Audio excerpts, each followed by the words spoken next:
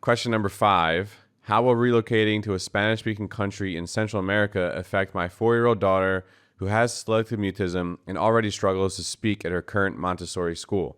Is it better to do this while she is young, she's currently 4, versus when she is older? So what I don't know with this question is this child a Spanish-speaking child now? So Spanish is their more native language, and is selectively mute within the school setting because she was a Spanish-speaking child and entered into an English-speaking preschool, and so as a result wasn't as comfortable with the language and was going through what we call the natural silent period, and the child wasn't able to be verbal at that moment, at that time, and then it became reinforced.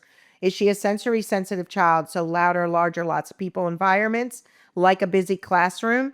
There's so many things that go on with this question that I don't know that could be going on. If she is an English speaking child, living in the US and now moving to a Spanish speaking environment, Central America, but she speaks English and she has selective mutism, yes, it's going to be harder. And the reason it's going to be harder is unless she's speaking Spanish now, where she has confidence in that language, it's going to be harder because now she's going to be speaking in Spanish and she may not know it. So if there's a way and the family wants to move, and I know what you're going to ask me, like, should we do it now or later? I would say you as a family make a decision. If this is the best time for you as a family to move, then move. Your child will build the skills. But what I would say is maybe put her in an English immersion school till she can overcome her SM and build her Spanish speaking skills. And then what you can do is teach her Spanish on the side so she can function in the world. And then as she gets a little older, maybe next year, maybe 2 years, put her more in a Spanish speaking school if you plan to live there.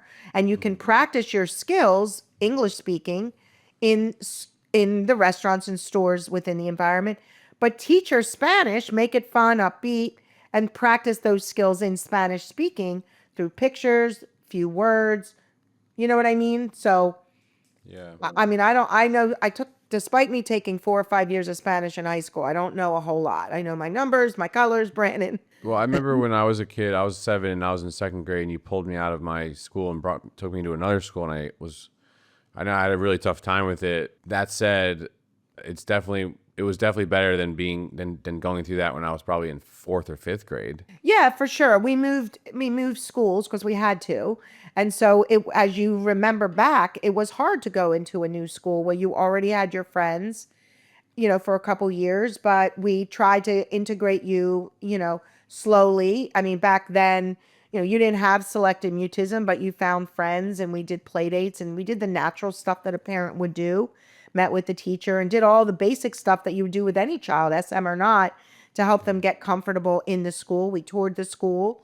All of those things are going to help any child transitioning to a different school and moving to a whole new country, a whole new culture. Yeah, you Yeah. can make it work, The but earlier the better, though. yeah, the earlier the better. I mean, Yeah. or if you want to wait till she has more cognitive awareness and development, grows up a little more and you have that choice, that's okay. But it would be, to me, either do it now or in many, many, many years. And at that point, I don't know. I would say do it, but you're just going to have to understand that this isn't going to move as quick as you want it to move. And there's a lot of things we need to put in place for your child to have, the confidence, helping them become comfortable, connected. Comfort and connection is so critical. Often it's a lot of, push to speak, being brave to talk, where when the child doesn't have the comfort and the connection, I see this across the board. That is the fuel. That is the base of what we need. And it's not always about talking right away. It's about the comfort, the connection, and then using skills to help with progression, but meeting them where they're at. Yeah, I can't imagine how difficult it must be for someone who has SM to not only have to deal with that individually, but also speaking another language and So the learning another child, language. absolutely, but the child is 4, very young. Right. And I assume they're going, either the child already speaks Spanish or they're going to teach the child Spanish.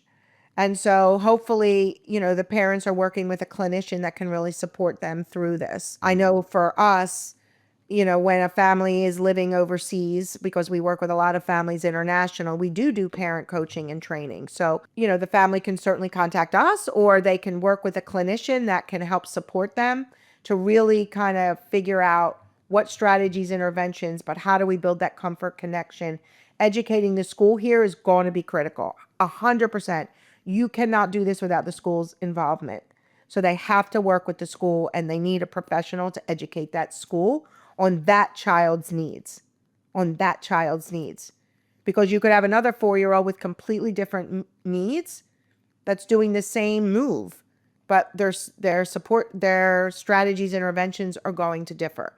The good news is, with a very young child, this shouldn't be long, assuming Okay. the child is a neurotypical child, Right. and a 4-year-old that is developmentally a 4-year-old, socially, emotionally, skill-wise, and so forth.